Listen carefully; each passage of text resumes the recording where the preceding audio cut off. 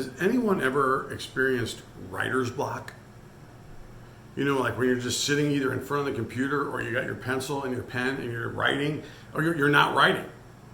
Everything that you write down, the first 2 sentences, you're like, no, I hate that. This is terrible. Tear out a piece of paper, throw it out. Do it again, do it again. I have video block. I've done this video like 30 times, and I hate every single one that I'm doing. So I'm just gonna keep going until I get it right. Welcome to the Sign Fairies channel. I'm super glad that you're here. If you're not familiar with the yard, card, sign, celebration business, please consider subscribing to my channel. We're talking about all different ways that you can make plastic yard letters, okay? And we're glad that you're here. On this episode, we're gonna be talking about cutting Cordless. And one of the things that my last video that I did prior to hitting 1,000 subscribers was Vinyl 101, okay? Vinyl 101 went over cutting vinyl with a plotter, taking that vinyl and weeding it, applying transfer tape to it, take the transfer tape, applying it to a piece of Cordless, removing the transfer tape, and ending up with something like this. Now, you're not gonna go into someone's yard and put this in their yard. I mean, you could.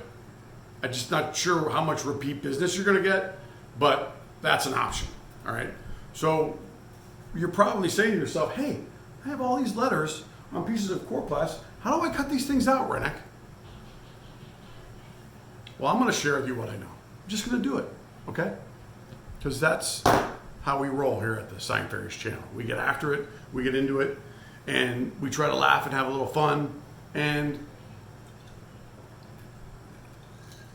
try to get the general on the show. So before I forget, if you haven't seen Vinyl 101,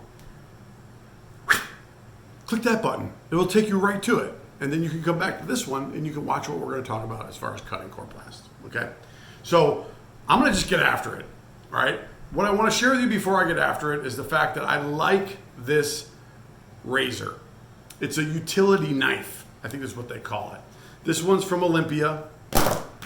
I have this one that's very much the same from Marshalltown. I don't know, maybe they make them in Marshalltown. I don't know. And we have other ones that I can use, but I'm going to do a different video on all the different types of tools that you can use in order to cut Cordless.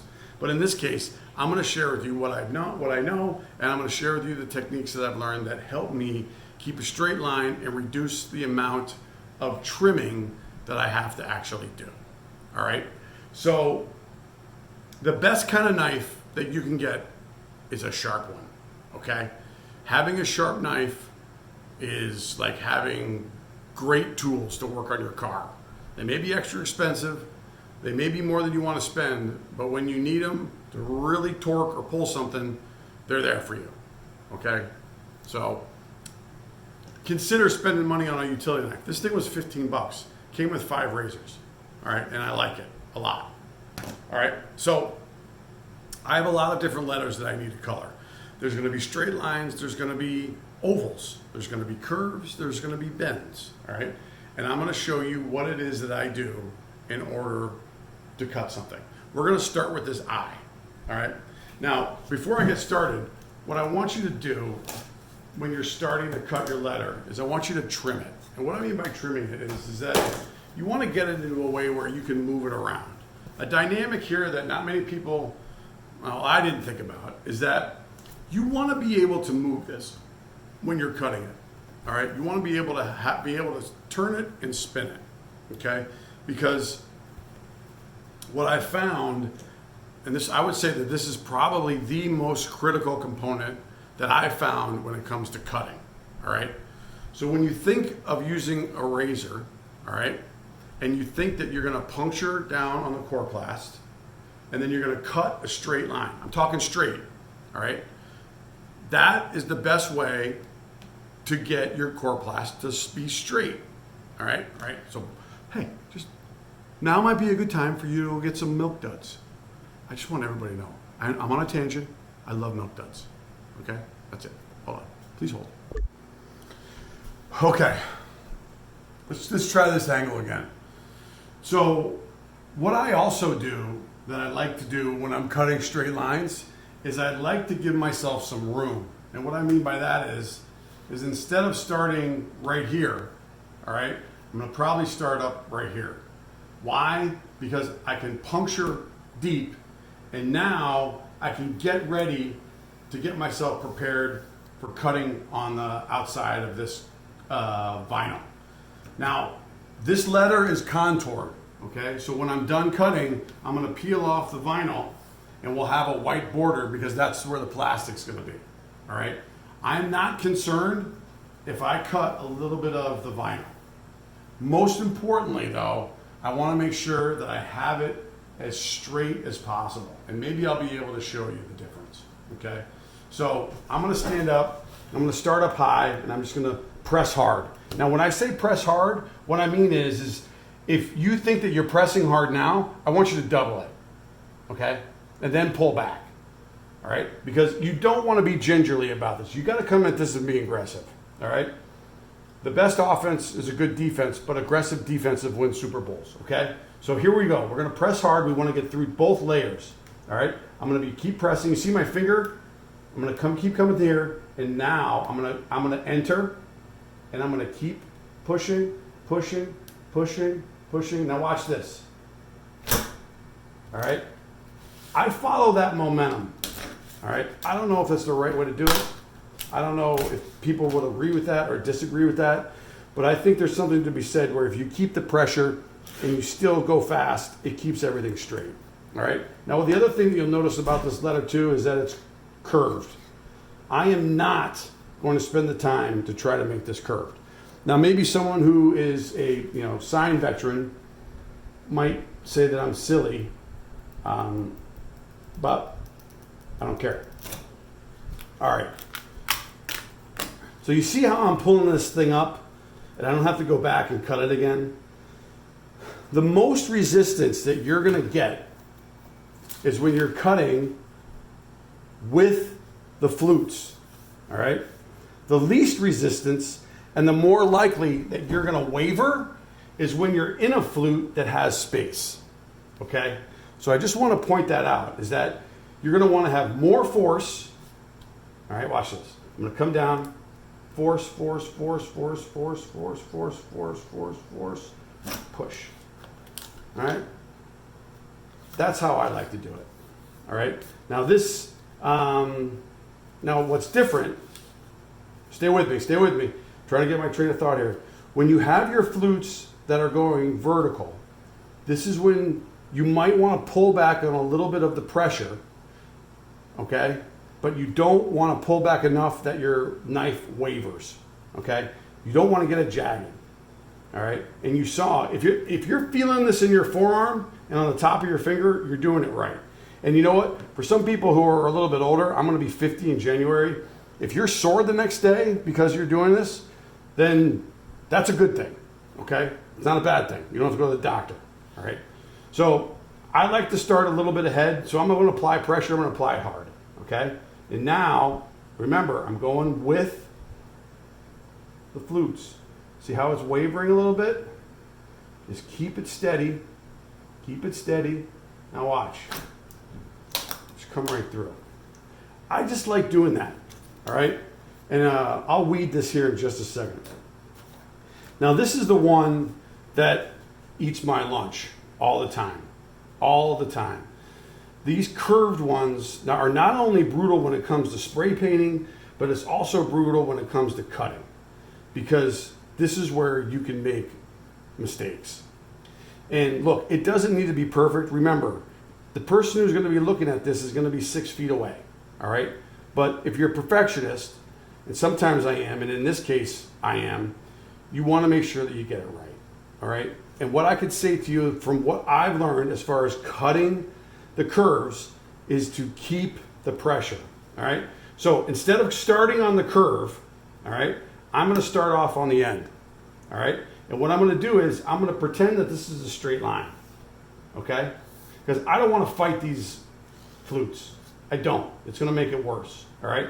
So I start on the outside, and I start my pressure. I start my pressure, I push down, I'm getting into this, and I'm ready to line up on the edge.